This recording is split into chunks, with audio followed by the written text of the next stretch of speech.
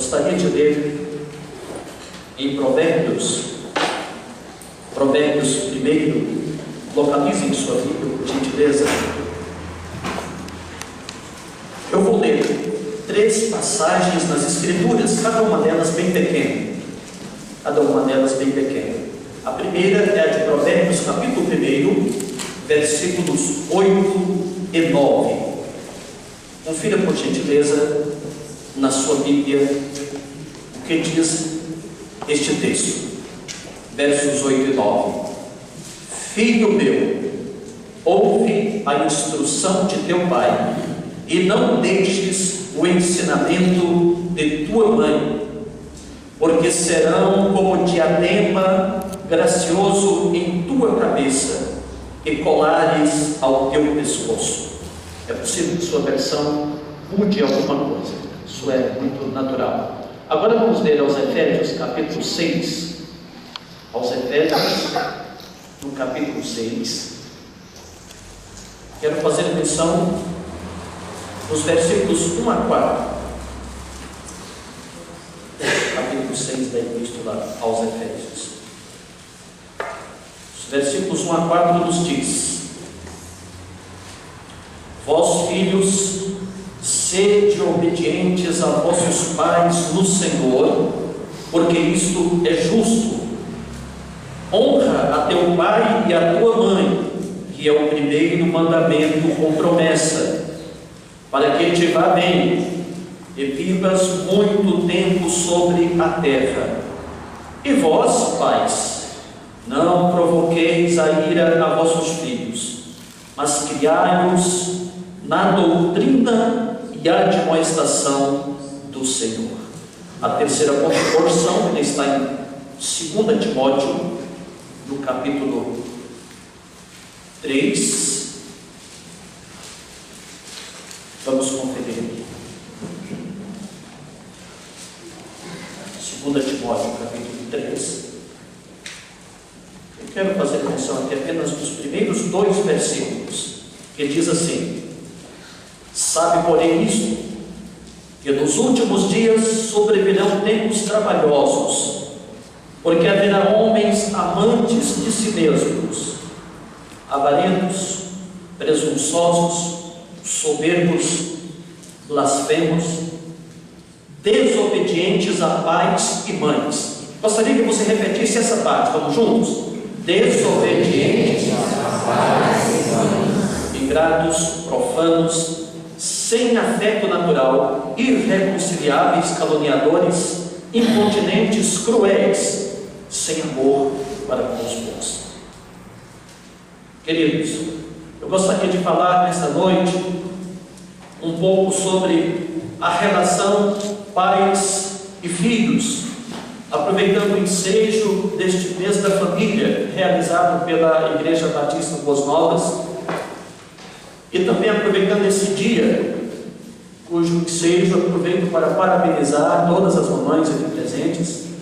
Que o Senhor Deus continue coroando de êxito, de sucesso, a sua caminhada na bela missão maternal. Para mim, eu analiso essa missão maternal no mundo, ela é das mais ricas, das mais novas, das mais singulares. Então, nossos parabéns a todas as mamães aqui presentes, as futuras mães, aquelas que porventura estejam aguardando aí o seu primeiro, segundo ou terceiro bebê. Que Deus abençoe ricamente. Nossos sinceros parabéns. Mas nessa relação pais e filhos, queridos irmãos, eu vou aproveitar para inverter a ordem. Eu vou começar da relação filho com os pais, e depois nós abordaremos a relação pais com os filhos, e esta será a nossa reflexão desta noite. Prometemos não ser cansativos, não sermos prolixos em nosso falar, mas que a palavra de Deus, que é poderosa, eficaz, penetrante, possa alcançar os corações de cada um de nós nesta noite aqui. Amém? Amém. Os corações de cada um de nós. A família, queridos, ela é a célula máter da sociedade, dizeres bem conhecido de todos nós, bem conhecido esses dizeres. Quem vela pela família no mundo é o próprio Deus. o zelo, o amor, o cuidado pela família, ela é primeiramente do próprio Deus. Deus, desde os primórdios, Ele primou pela presença da família no mundo, na terra. Vemos logo no início da Bíblia, logo no início da criação, o Senhor Deus criando Adão. Em seguida, depois de estabelecer seu projeto na terra, cria Eva, sua companheira. E qual foi o próximo passo? Gerar filhos. Eis aí o propósito primário de Deus: esposa, marido e filhos. Essa estrutura nós chamamos famílias. Deus sempre velou por isso. É óbvio que no início da história da família, Adão e a mãe Eva, hoje é o dia das mães, é um dia propício para se mencionar muito a palavra mãe, certamente viveram momentos difíceis e de inexperiência. Qual história que Adão e Eva poderiam ler de algum pai? Que história que eles poderiam ler e estudar de alguma mãe? Não tinha. Então, e Deus faz Adão e Eva e os coloca na terra com todo um poder de decisão, com todo um poder de raciocínio, com todo um poder de planejamento e de projetos. E nós vemos ali dentro da primeira família uma catástrofe até assustadora. O irmão assassinará o outro por inveja. Caim assassina seu irmão Abel. Algo assustador, horripilante ocorre dentro do seio da primeira família. Atribuamos isso, quem sabe, à inexperiência e maturidade e o início da família na terra. Deus não haveria de conviver com a violência? Evidentemente não. Quando nós temos o capítulo 5, versículo 4 a seguir ali, nós encontramos, capítulo 4, desculpe, versículos 4 a seguir, nós encontramos mais precisamente no versículo 11, Deus textualmente ali na Bíblia, amaldiçoando Caim em função da violência. Mas o tempo vai passar, e no capítulo 4, versículo 28, nós encontramos Deus dando um filho a Adão, quando Adão era da idade de 130 anos. Deus lhe dá um filho chamado Sete. Eu vejo em Sete a geração da restauração, igreja. Deus ele vela tanto pela família, que Ele procura, no meio dessa sociedade corrompida, odierna que nós vivemos, famílias que sejam a representação, que sejam o símbolo da restauração da família, porque ela está bombardeada, ela está sucateada, ela está perseguida, ela sofre os impactos do diabo, que utiliza e canaliza a mídia e tantos outros meios para solapar a família, para massacrar a família, para desvalorizar a família. Então vemos logo no princípio que Deus, ao ver a família numa situação semelhante a esses termos que eu acabei de usar, o que Ele faz? Ele dá a Adão um filho chamado Sete. E a partir de Sete, Deus restaura a família. O que Deus quer, igreja? Restaurar a família. Mas como que a família será abençoada? Nós vemos na prossecução do nascimento de Sete, que ele gera um filho chamado Enos. Capítulo 4, versículos 26 a 28 ali de Gênesis. E ali começa-se a invocar o nome do Senhor.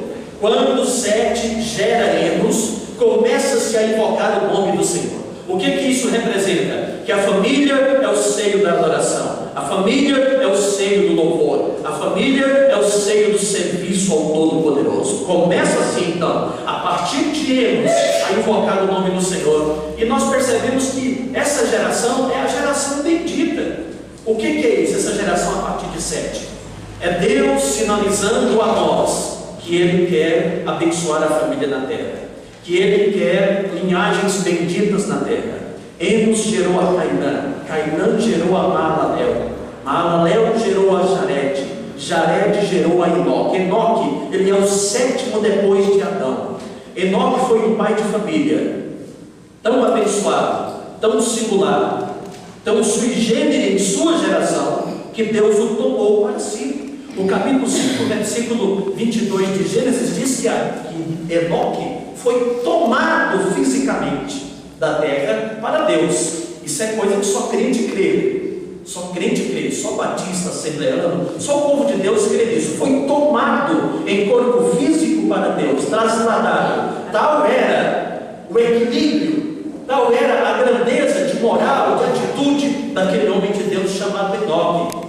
Então, depois de Enoque, as gerações continuam abençoadas. Ele gerará um homem que foi o que mais viveu na face da terra, Matusalém, ou Metuselá, dependendo da versão, que viveu 969 anos. Esse homem gerará Lameque, que por sua vez gerará um outro filho, que a Bíblia diz que era especial, Noé, homem justo, reto, temente a Deus, que teve 3 filhos, Sem, Cão e Jafé, que daria prossecução ao projeto de Deus sobre a família. Com relação à família, Deus, que é um Deus de especificidade, de escolhas, separará 100 desses 3. De 100 nós encontramos em uma linhagem que chegará a Abraão, onde Deus cumprirá um projeto novamente com a família. Em Abraão eu paro um pouquinho para levar os meus amados a entenderem como que o homem é ignorante para entender a família. Hoje em dia continuam as mesmas filosofias do tempo de Abraão. Deus chama Abraão lá naqueles cafundós da Mesopotâmia e diz: olha, vai para uma terra que eu te mostrarei, e eu farei de você uma grande nação, farei de você um grande povo. Acontece que logo nos primeiros dias de casamento, Abrão, seu primeiro nome era Abrão, depois que foi mudado no capítulo 17, versículo 15 de Gênesis, Abrão descobriu que a sua esposa era estéril.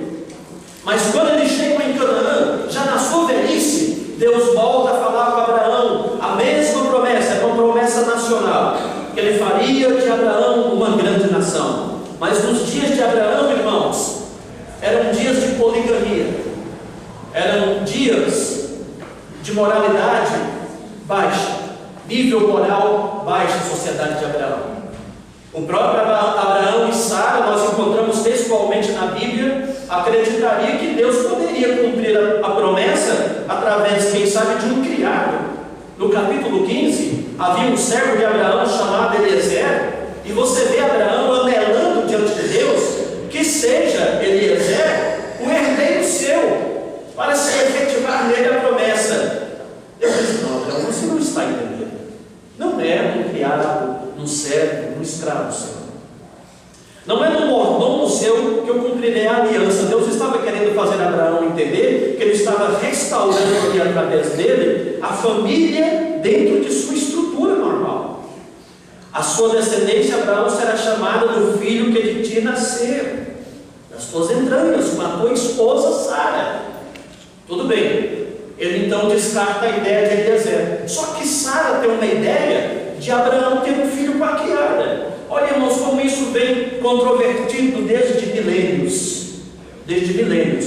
O homem entende mal o que Deus quer em termos de família, pastor. Essa é a triste verdade. O homem entende mal o que Deus quer em termos de família. O que Deus quer é a família estruturada em marido, esposa e filhos. Expressão que eu já estou repetindo nessa mensagem. Mas finalmente, infelizmente, eles tiveram a desídia, tiveram a aventura de ter um filho fora do casamento, por consentimento da própria esposa, que causam problemas, saibam os irmãos, até hoje. Nasce de Agar um menino chamado Ismael, e Deus não cumpriria sua aliança num filho da outra. Deus cumpriria sua aliança, Deus tinha um compromisso no filho do casal, marido, esposa e filho. Você dá para entender isso, queridos? Marido, esposa e filhos. E aí, finalmente, Deus restabelece, Abraão entende, Isaac nasce. Mas, até hoje, Ismael e Isaac são problemas para o mundo. São problemas para o mundo político. São problemas para as relações diplomáticas do mundo. Quem é Ismael? Árabes. Quem é Isaac? Judeus. Não preciso comentar mais, que vocês sabem os grandes problemas provenientes daquela região do mundo. Em função de quê? De uma ignorância sobre família.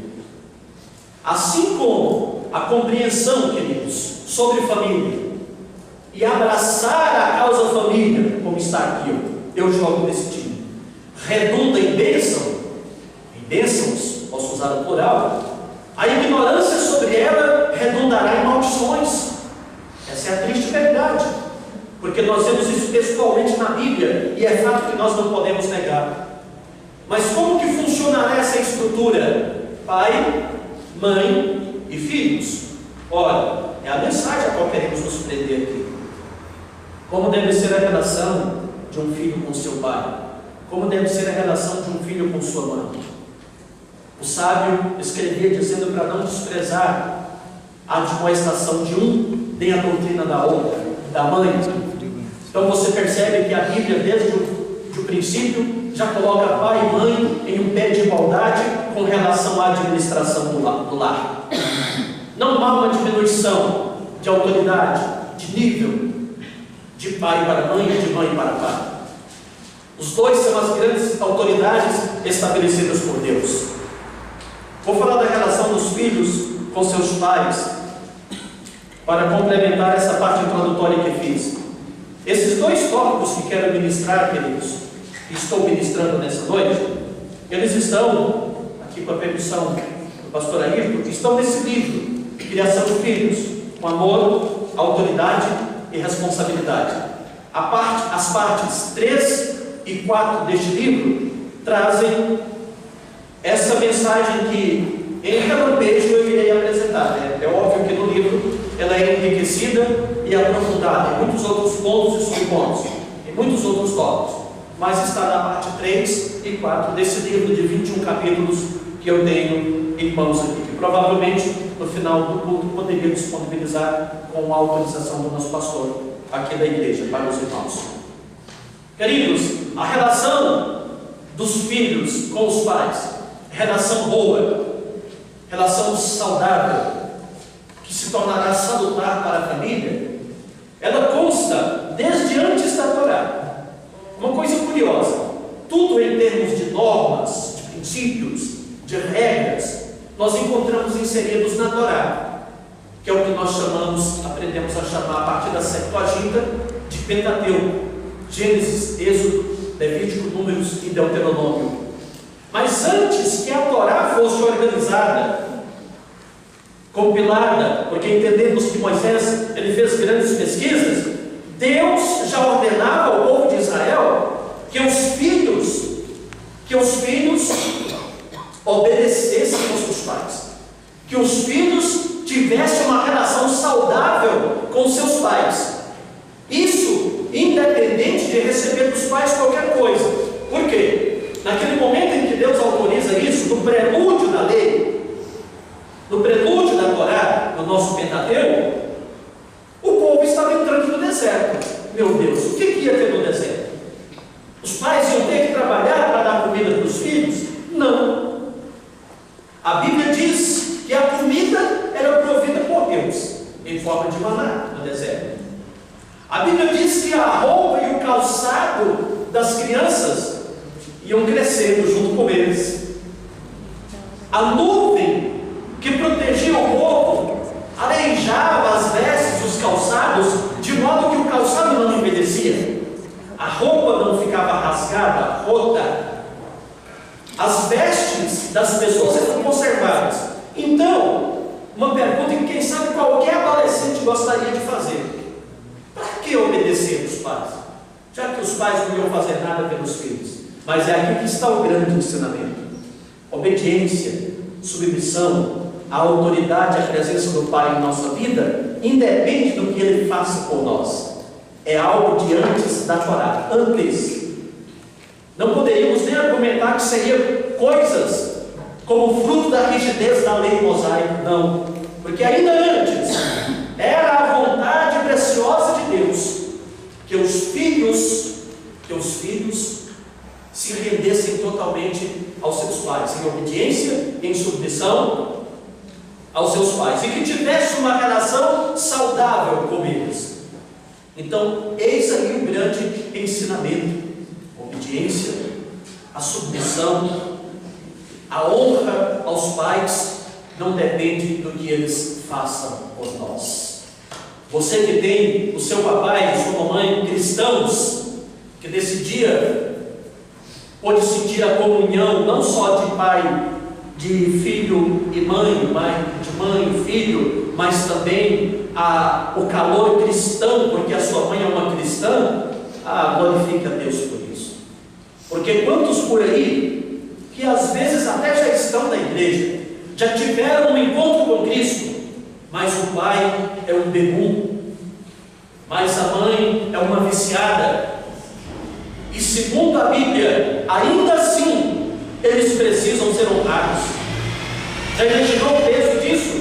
A dificuldade disso?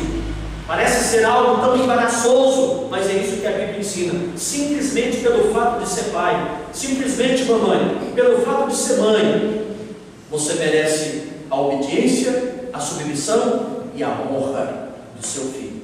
É isso que a Bíblia diz. Então, filhos, eu quero apresentar essa relação nesses 3 pontos que já anunciei. Como que essa relação se torna salutar e se torna saudável de um filho para com seu pai? Ora, primeiro, por meio da submissão.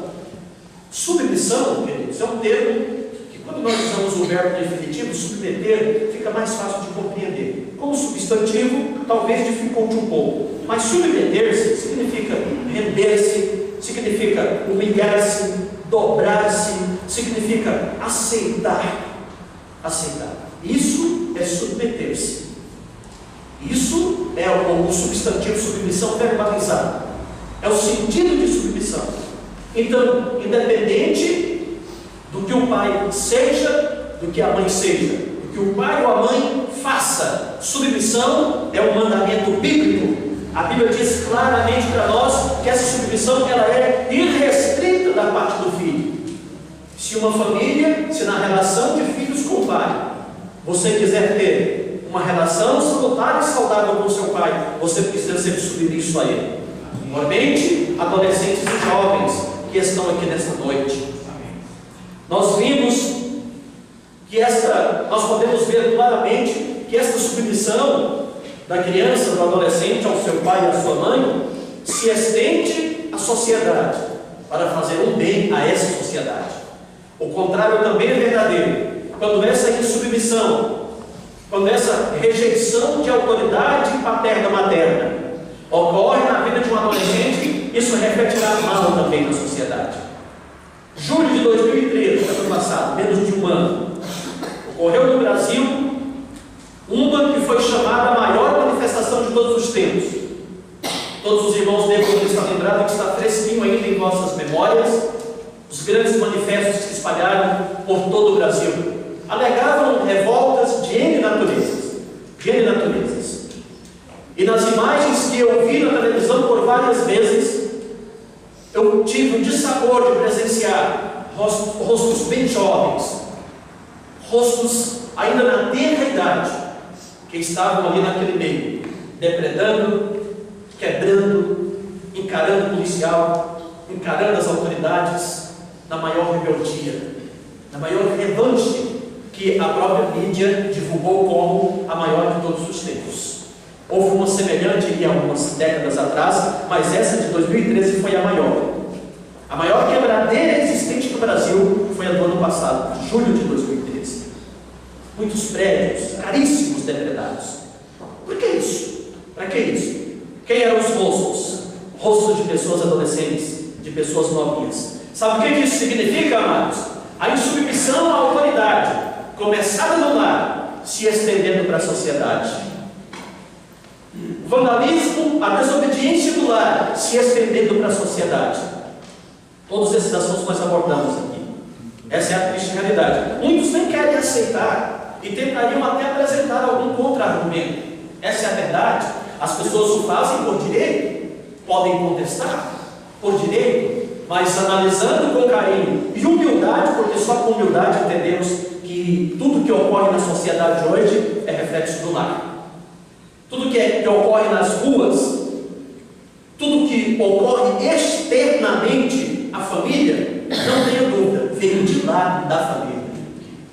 Parece ser exagero demais tudo ser proveniente da família, mas você começa a meditar com sabedoria. A Bíblia diz: vós tendes a unção do santo e sabem tudo. E você começa a ponderar com o entendimento, e você entende que todas as desídias, todas as violências, toda a promiscuidade, inclusive, que hoje assola a nossa sociedade, tem sua nascente no lar, na família. Como fruto de quê? Da insubmissão dos filhos aos seus pais. Pais são as primeiras autoridades estabelecidas por Deus na vida de um homem. E por isso que eu coloco no subtítulo do livro: Criação de Filhos com Amor, Autoridade e Responsabilidade. O pastor Marcelo anunciava aqui antes. Amor, autoridade e responsabilidade. As primeiras autoridades da vida de um homem são seus pais.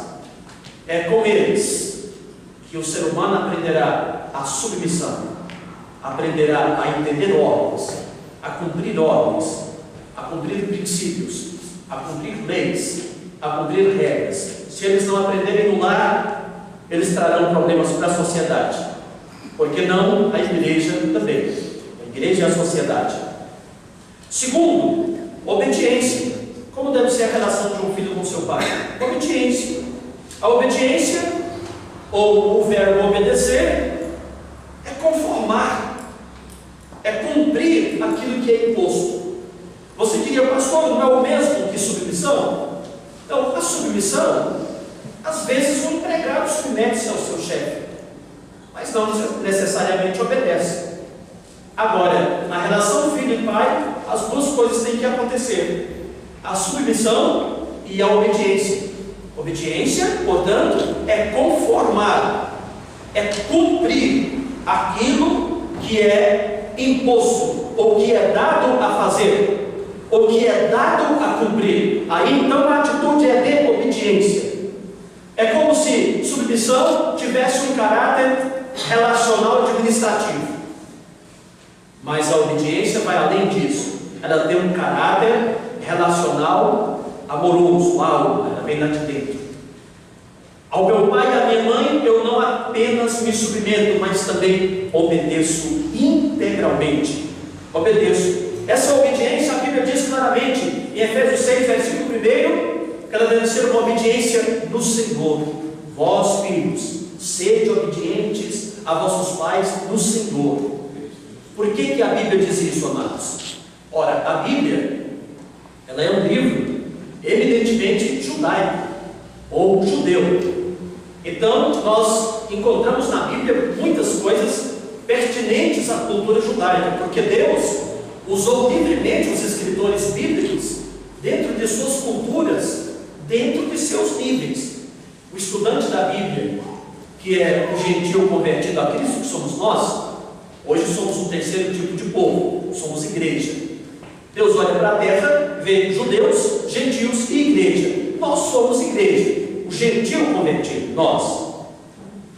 E não obstante a isso, nós devemos abraçar um livro sagrado e bendito que está recheado de uma cultura judaica.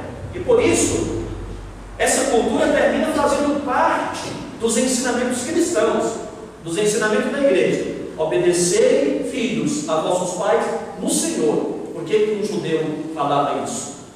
Porque de repente esse pai ou essa mãe poderia fugir dos princípios divinos, poderia fugir dos princípios de Deus. Um judeu não admitiria jamais. Ele continuaria submisso e honrando, mas obedecendo, infelizmente, não. Isso os apóstolos fizeram, não foi com pai e mãe, mas fizeram com relação às autoridades, lá no capítulo 4. Capítulo 4 de Atos dos Apóstolos, nós encontramos uma narrativa onde os apóstolos vão dizer claramente diante das autoridades: olha, convém primeiramente obedecer a Deus, obedecer ao Senhor. Então nós respeitaremos e honraremos as autoridades, mas primeiro a vontade de Deus. É assim que acontece com o filho e com o pai. Caso, por exemplo, um filho seja vítima de convencimento por parte do pai a beber, a fumar, a fazer algo que desagrada a Deus, evidentemente ele não poderá fazê-lo em nome da obediência ao Pai. Está entendendo, igreja? Nós não obedeceremos caso tenhamos pais ímpios e nos convide a praticar a impiedade. Por isso que a Bíblia faz essa advertência. Fora esse abrigo e essa explicação, o filho ele deve obedecer o pai e a mãe em tudo. Colossenses capítulo 3, versículo 20, está lá textualmente: vós filhos, obedecei em tudo a vossos pais. Em tudo mesmo, meus irmãos, desde que seja do Senhor, em tudo. Hoje nós temos pais, nós temos mães, hoje é o dia das mães. Mas quantas mamães por aí chorando amargamente a rebelião e desobediência do filho ou da filha? E olha que ele ou ela, às vezes, a maioria das vezes já está rapazinho, já está uma mocinha, mas de repente a mãe e o pai descuidou um pouco e não formou uma estrutura de obediência e submissão desde a tenra idade. E agora na adolescência faz o pai e a mãe chorar.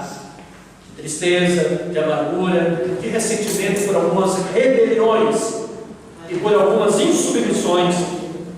O filho faz o pai e a mãe sofrer amargamente. Por quê? Eles colocam na cabeça que, bom, isso eu não vou obedecer meu pai e minha mãe. Tá certo que é bom, né? Mas eu não quero isso para mim. Eu não quero, eu não estou interessado e, portanto, desobedece. Isso é triste e desastroso para a harmonia de uma família, para a harmonia de um lar. Existem muitos pais e mães hoje sofrendo com filhos insubmissos e desobedientes. É que essa estrutura, nós vamos falar daqui a pouco no segundo ponto, conforme eu prometi, ela tem que começar na mais tenra idade. Tem que começar o mais cedo possível, para que tenhamos filhos dentro da obediência, dentro da submissão, saudáveis e harmônicos com seus pais. Terceiro, a honra. Qual deve ser a relação dos filhos com seus pais? Além de submeter-se, além de obedecê-los, eles precisam também honrá-los. Honra o teu pai e a tua mãe. E Paulo faz questão de mencionar no texto que nós lemos, que é o primeiro mandamento, com promessa. Com promessa. Os outros mandamentos, amar o Senhor teu Deus de todo o teu coração, de toda a alma, não fazer mais de escultura, né? O honrar pai e mãe é um quarto, mas os outros nenhum tem uma promessa na sequência. Mas o honrar pai e mãe tem promessa. Qual é a promessa? Para que te vá bem e se prolongue os teus dias na terra, e o Senhor teu Deus te dá. A promessa está patente, está muito clara. A honra ao pai e à mãe redunda em promessa de Deus, que se cumprirá, porque o nosso Deus vivo e poderoso, suas promessas se cumprem. Suas promessas jamais cairão por terra. Então, quando você vê alguém abençoado, próspero, vivendo longevidade de vida, quando você vê alguém da igreja das crentes bem embranquecida, pode saber, lá atrás foi totalmente honroso aos seus pais, submisso, obediente. É promessa de Deus isso. Promessa, a obediência, a honra aos pais redunda nessa longevidade e em vida boa na terra, em vida abençoada na terra. Muitos sofrem e não entendem porquê. Se desse uma recapitulada na vida, se fizesse uma retrospectiva, quem sabe se depararia com momentos de relacionamentos ruins com os pais, e por isso está vivendo dias difíceis no seu viver. Agora, a gente pergunta, o que é honrar? Honrar é valorizar o máximo que puder. Valorizar é considerar, é reverenciar, é conceder estima a mais alta possível. Isso é o sentido, é a semântica do verbo honrar. Isso é honrar. Será se eu dou tudo isso ao meu pai e à minha mãe?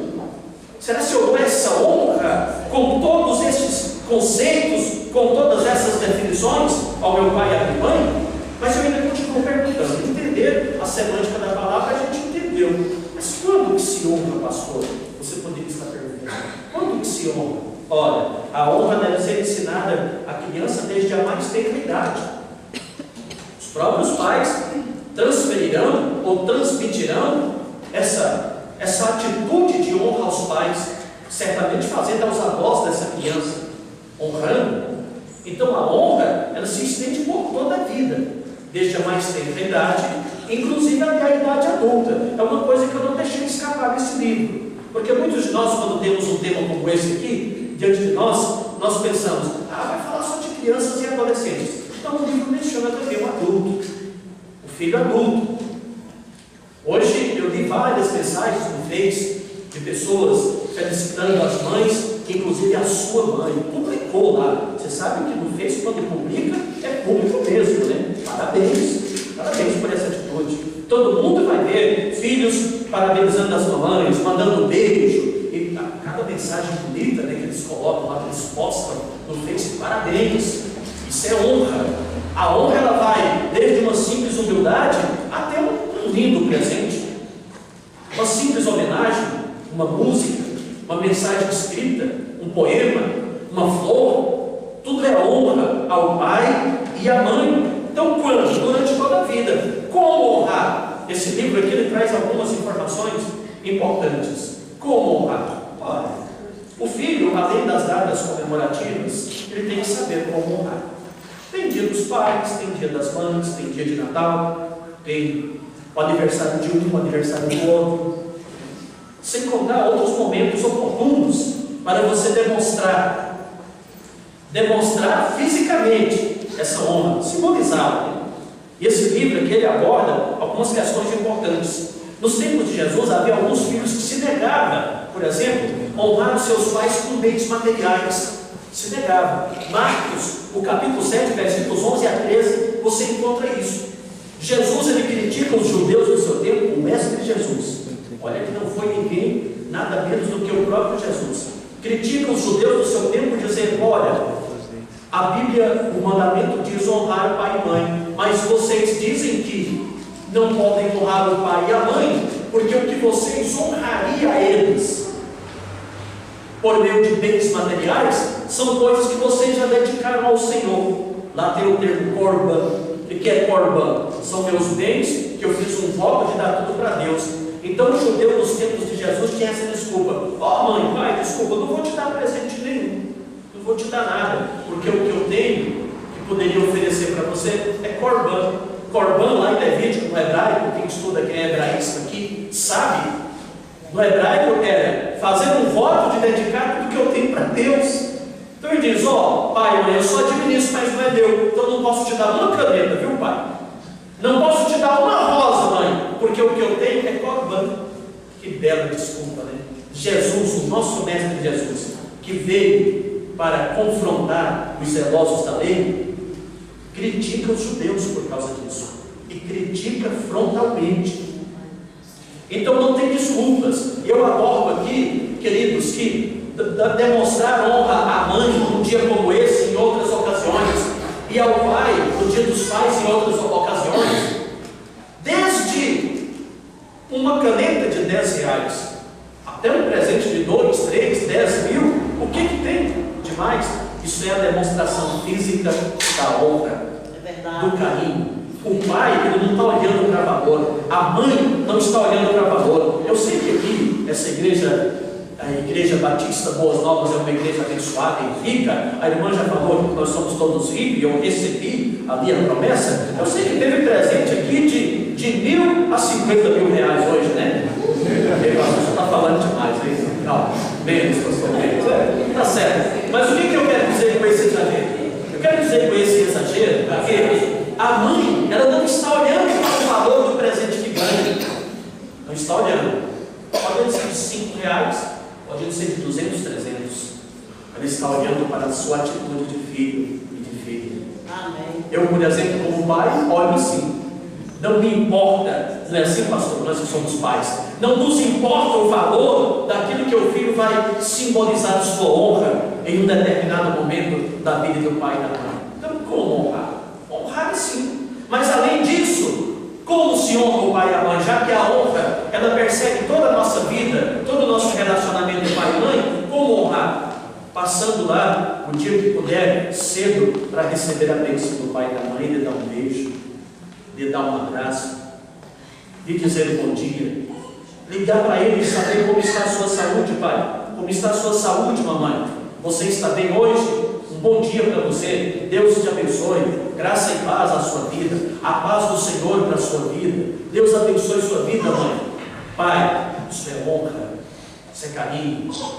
Aí no final de semana, almoçar com ele e com ela, vim aqui te dar uma despesa, pai, hoje, porque quero te dar um carinho. Mamãe, quero te dar um carinho hoje. Ou convidá-lo, pai, mãe, vem comer aqui comigo hoje, quero tê-lo na minha mesa. Isso é honra. Não é bom isso, igreja? Não é bom? Muito bom, né? Agradável. Então, honra-se durante toda a vida. Honra-se desde a mais simples atitude até o mais belo presente. Isso não importa. Isso não importa. Mas a honra, ela deve ser personificada. Quando submissão, obediência e honra é a bandeira empunhada por um filho, com certeza ele será bem sucedido e essa relação será boa. Isso são relampejos de tudo que nós falamos aqui. Mas é a relação dos pais com os filhos, como deve ser? Para encerrar a minha mensagem, prometi 2 pontos. Ora, queridos, a relação dos pais com os filhos, primeiramente, para que se evite tudo que está ocorrendo hoje na nossa sociedade, porque eu disse para você no tópico anterior, o lar, a família, reflete na sociedade. Atitude de filhos e filhas, atitude de meninos e meninas, reflete na sociedade. Vai parar lá na escola onde ele estuda, vai parar lá na faculdade onde ela está cursando, onde ele está cursando, vai parar lá nos manifestos como o de julho de 2013, vai parar lá. Infelizmente não fica só no contexto da família. Se reflete na sociedade, porque a família é a célula principal, o que diríamos no próprio lar? Que problema, que inferno, que tristeza, que drama são os lares onde não há paz, não há harmonia. Por quê? Porque a primeira coisa na relação dos pais com seus filhos, eu sei que muitos de vocês estão conjecturando, eu estou enrolando para anunciar a primeira coisa, não é? Porque eu sei que tem de vocês que está pensando assim, é o carinho. Isso é bom. Tem outros olhando para ele com esses olhos bonitos aí, pensando, é o amor, pastor, você vai falar do amor. Seguido? Viu? Dá um suspense assim na gente, né? O que é a primeira coisa de um pai? No tópico anterior já deu uma dica que você pode até lembrar. Quem são as primeiras autoridades na vida de um homem? Pai e mãe. Então, se há uma coisa que está faltando na vida de pai e mãe, é autoridade. A primeira coisa é a autoridade. O grande problema é não entender o que é autoridade. Muitos confundem a autoridade com o autoritarismo. Muitos confundem a autoridade com o radicalismo. E tantos outros ismos nós poderíamos colocar aqui, que é o que muitos pais e mães entendem, queridos. Mas o que é a autoridade? Ora, a autoridade é a capacidade de gerir. Gerir com amor, gerir com responsabilidade, direcionar, traçar diretrizes, traçar rumos, planejar, arquitetar. Tudo isso, a autoridade exercida de verdade redundará em tudo isso aí que eu estou dizendo para os irmãos. Então, houve um tempo, há cerca de 100 anos atrás, e daí para trás, 100 anos atrás e daí para trás, em que havia uma grande confusão com relação à autoridade. Primeiro que o pai pensava que ter autoridade era ser o mandão da casa. Quando o pai chegava em casa, quando se escutava o latido dos sapatos do pai, a criançada corria para debaixo da cama. A mãe ficava roendo as unhas, porque o pai estava chegando. O mandão, o chefão, isso era terrível. Lamento dizer-lhes que ainda hoje, século XXI, ainda tem alguns. Tristeza, ainda tem alguns. Mas isso não é autoridade. Isso não é autoridade. A autoridade para muitos há 100 anos atrás, infelizmente ainda uma meia dúzia por aí nos dias de hoje, seria dar um tapa na mesa, ou um soco na mesa, que estremecia toda a casa, e aí todo mundo tinha que ficar piando. Isso não é autoridade. Mas o que seria autoridade? As únicas autoridades da vida de um homem que sabe harmonizar amor e responsabilidade são os pais, os únicos. Por isso, os pais devem tomar posse dessa ferramenta, a autoridade, para traçar diretrizes para a vida da sua criança, para a vida do seu bebê desde a adolescência, porque é aí que vai ser formada sua personalidade. Aliás, o caráter é comprovado pelos profissionais da área da psique, que até os 5 anos se forma. Veja, se forma, o desenvolvimento continua, mas até os 5 se forma o caráter. É incrível começarmos a pensar nisso aqui e você ficaria com uma série de interrogações em sua cabeça. Mas pastor, quer dizer então que aquela criança alienada que aos 12, 13 anos começa a roubar, lá aos 5 já passava isso pela cabecinha dele? Lamento de dizer que sim. Psicologicamente comprovado, sim. O caráter até os 5 se forma, daí para frente pode desenvolver. O desenvolvimento não para, mas já se forma. A personalidade será o desenvolvimento do caráter, que até os 5 aninhos já se formou numa criança. Já se formou. Algumas visões que ela já pode ter até os 5 anos, de vida, de relações com as pessoas, coleguinhas, com os próprios pais, ali aos 5 aninhos já está formado.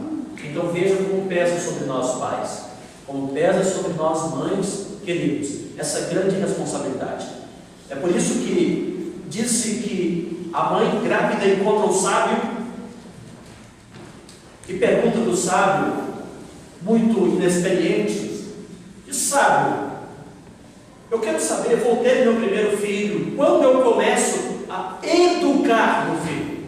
Ou seja, formar nele o caráter, impregnar nele o caráter. O sábio disse: você está distante? Sim. Quantos meses? 9 meses, já estou para ter um filho, sábio. E o sábio olha para ele e diz: você está atrasado 9 meses. Como assim? Quer dizer, o ambiente onde uma grávida viverá, o habitat dela, já é formação de caráter num feto, num embrião, irmãos. Isso é terrível. O que ela ouvirá, o que ela falará, o tipo de música que ela vai ouvir, o tipo de música que ela vai cantar, se ela for viciada ou se ela não for, seu temperamento, as variações do seu temperamento, tudo interferirá e já estará formando o caráter de um homem, de uma mulher, do ventre. É algo incrível, mas essa, embora possamos classificar como uma fábula, a fábula do sábio e a grávida, tem muita fundamentação psicológica, muita fundamentação. Os profissionais da psiquiatria defenderiam também isso, essa mesma coisa. Ali já começa. Mas como que isso começa? Uma autoridade para traçar diretrizes para o filho. Seria como eu perguntar: o que eu quero para o meu filho? O que eu quero para a minha filha? E quando eu começo a elaborar respostas para essas perguntas, então eu começo a trabalhar o caráter do meu filho e da minha filha. Eu começo a elaborar respostas para essas perguntas. O que eu quero para ele e para ela? Isso só é possível via autoridade. A criança nasce, é um bebezinho, 6 meses, 1 aninho, 2, 3. Essa autoridade deve ser mantida. Amor, carinho, só pai e mãe sabem conciliar. Quando isso não é feito no lar, a criança cai no mundo, cai na vida, cai na rua. E lá lamentamos dizer: a PM só tem autoridade, carinho e amor não. O juiz de direito também só autoridade, aquele martelão só. Não tem o amor. Na lei prevalece a autoridade. No lar, os dois harmonizam, autoridade e amor. Que coisa linda, irmãos. Como abriríamos nós mão destas tão grandes verdades na formação da nossa família?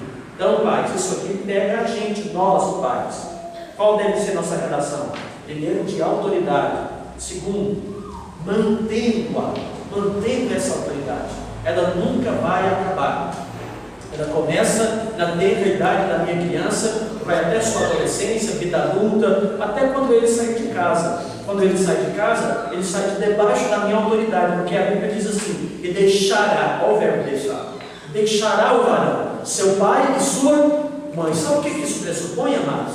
Pressupõe sair de debaixo da autoridade, porque agora ele é quem vai ter a autoridade, ele é quem precisa ter a autoridade a partir daí, porque ele fará, ele constituirá um lar, uma família, ele será pai e mãe de filhos, eles serão. Então agora a autoridade será deles, então deixará. Mas fora disso, eu gosto muito de brincar com meus filhos, brincava com os que já são maiores. Hoje tem ainda o meu caçula, 19 anos, muito lindo, parece muito com o pai. E eu falo: olha, enquanto estiver debaixo da minha barba, debaixo dessas barbas, pode até ter barba também, mas está debaixo da minha autoridade. Está dentro de casa. Amém. A autoridade do pai. Enquanto está dentro de casa, ó, pianinho com o papai. Porque o papai é a autoridade máxima dentro de casa. Mãe é a autoridade máxima dentro de casa, mamães queridas, cujo dia se comemora hoje. Nós, pais e mães, somos autoridades constituídas por Deus na vida de nossa criança, na vida de nosso filho. Mas como essa autoridade? Autoridade com flexibilidade. E eu chamo de flexibilidade aqui, não o ser molenga, aberto, deixar de tomar diretrizes naquilo que precisa tomar, não. O flexibilidade é que, amados, a autoridade se exerce servindo. Quem mais tem autoridade é aquele que serve. Olha, quando eu sirvo, dou a minha vida, aqueles que estão debaixo da minha autoridade mais se rende a mim. É isso que eu chamo de flexibilidade. Hoje nós temos problemas de relações na sociedade, por quê? De vez em quando você encontra um filho na escola secular, que chega a xingar o seu pai, xingar verbalmente. Por quê? O pai não dá o exemplo. Ele pode até chegar em casa, espancar um filho, bater no filho, mas isso não é autoridade, porque ele não dá o exemplo do serviço. Então, nós já ouvimos crianças dizer: meu pai não trabalha, meu pai não me dá nada, meu pai não faz nada para mim. Então, nega-se aí o princípio da autoridade. A autoridade boa, salutar, verdadeira, é daquele que se dá totalmente, que se entrega pelo amor dos filhos. Então, ele tem o direito de falar, o direito de dirigir, o direito de orientar, porque ele se dá e se entrega. Entendido, igreja? Vocês entenderam? É assim. A autoridade se exerce, quando eu falo com flexibilidade, nessa direção aí. Por último, queridos, porque eu devo terminar, pelo prestígio. Pelo prestígio. Houve um tempo em que os pais pensavam que a autoridade se exercia com a cara fechada, mal-humorado, mas o bom humor, a boa relação no contexto do lar, impregna no coração da minha criança, do meu filho, confiança em mim. Como é bom e gratificante quando os filhos ficam grandes, você fica com saudade daqueles tempos que você brincava de cavalinho com ele. Eu brincava com os meus filhos de fantasma. Tem um deles aí, né? Me enrolava no lençol e colocava todo mundo para correr. Eu era um fantasma. Isso criou neles uma intimidade comigo, um carinho. Criou neles uma confiança. O que passa na cabecinha da criança? Puxa, meu pai e a minha mãe é bravo, olha que precisa. Mas ele é muito legal, percebeu? É muito legal comigo. Então eu tenho mais é que obedecê-lo. Eu tenho mais é que me submeter a ele. Porque ele é de tudo para mim, na minha vida. Amém?